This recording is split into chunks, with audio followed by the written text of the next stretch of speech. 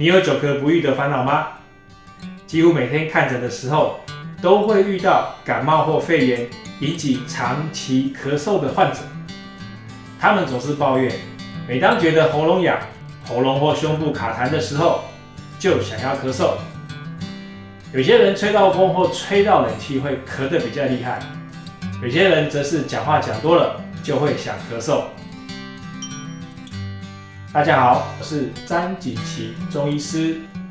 这些病患通常有体质上的缺损，不然就是有呼吸系统的问题，例如气喘、鼻过敏、支气管过敏等病史。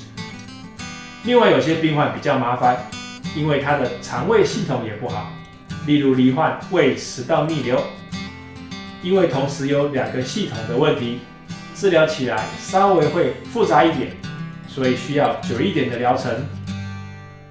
中医治疗咳嗽的效果很好，怎么说呢？大家还记得新冠肺炎大流行的时候，有一款非常有效的中药，就是清冠1号，对吧？清冠1号的发明人苏一章教授，刚好也是我的老师。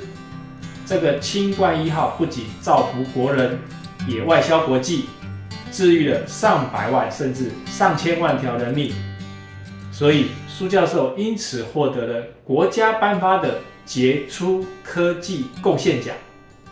这么严重而且影响全世界的疾病，都可以让这个仅仅由10种中药组成的清冠1号给治好。那么我们不需要高深的学问，只要用一般的常理就能推断，咳嗽这个不是很严重的疾病，当然可以用中医把它治好咯。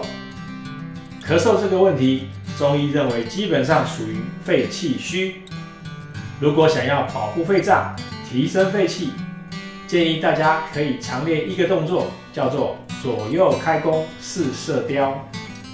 经由一手推掌、一手拉弓的扩胸运动，可以提升肺部的功能，有助于心肺气血的通畅，达到提升免疫的效用。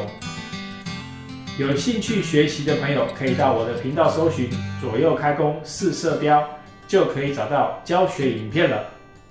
喜欢我的影片吗？请订阅、按赞并分享给你的朋友。有任何问题，请在底下留言，我会亲自回复。拜拜，下次见。